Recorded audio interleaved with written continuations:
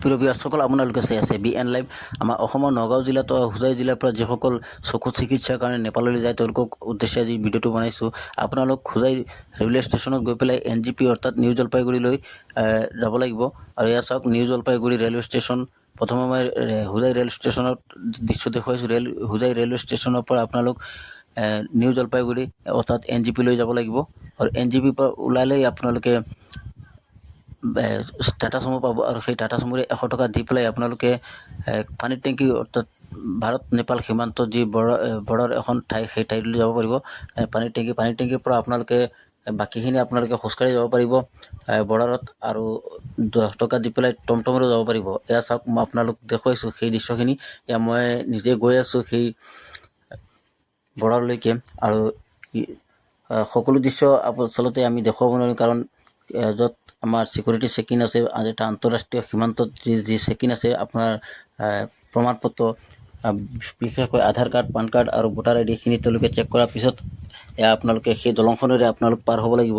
আৰু পাৰ হৈ পেলাই আপোনালোকে নেপালত প্ৰৱেশ কৰিব পাৰিব। এই দলংখন কিন্তু আচলতে আমাৰ ভাৰত নেপাল সীমান্তৰ এটা পাৰ হোৱাৰ এটা পথ, এয়া একমাত্ৰ পথ। এয়া চাওক, আপোনালোকক দেখুৱাইছোঁ সেই নেপালত যাবলগীয়া যি এখন দলং আছে, সেই দলংখন।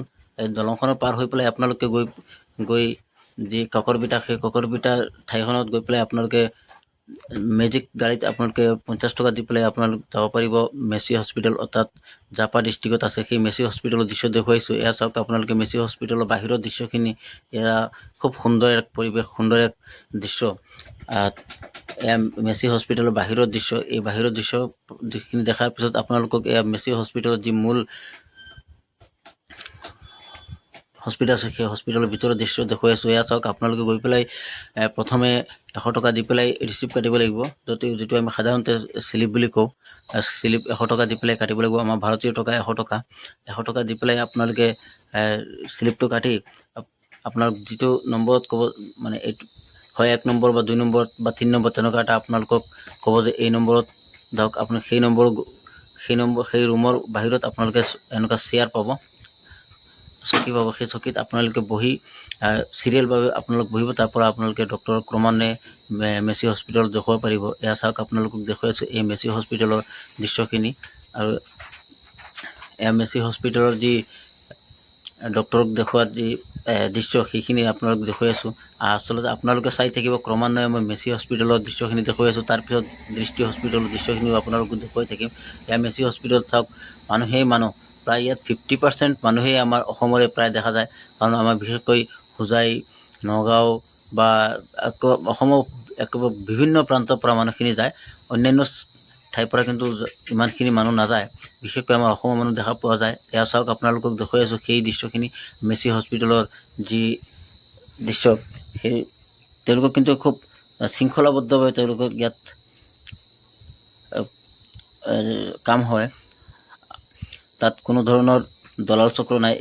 এই মেচি হস্পিটেলৰ পিছত আপোনালোকক দৃষ্টি হস্পিটেল, কাষতে এখন প্ৰাইভেট হস্পিটেল, সেই প্ৰাইভেট হস্পিটেলৰ দৃশ্য দেখুৱাই আছোঁ। এয়া চাওক, দৃষ্টি হস্পিটেলৰ বাহিৰৰ পৰা আপোনালোকক এই দৃশ্যখিনি দেখুৱাই আছোঁ।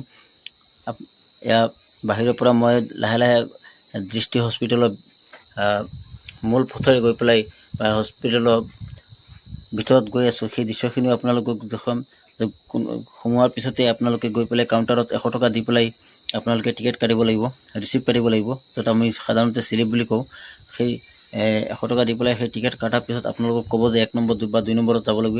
1 নম্বৰ বা 2 নম্বৰ সেই ৰুমৰ বাহিৰত আপোনালোকে এনেকুৱা চকী দেখা পাব। সেই চকীত আপোনালোকে চিৰিয়েলভাৱে বহিব লাগিব। আৰু তাৰ পৰা ক্ৰমান্বয়ে আপোনালোকক ডক্টৰক দেখুৱাব পাৰিব।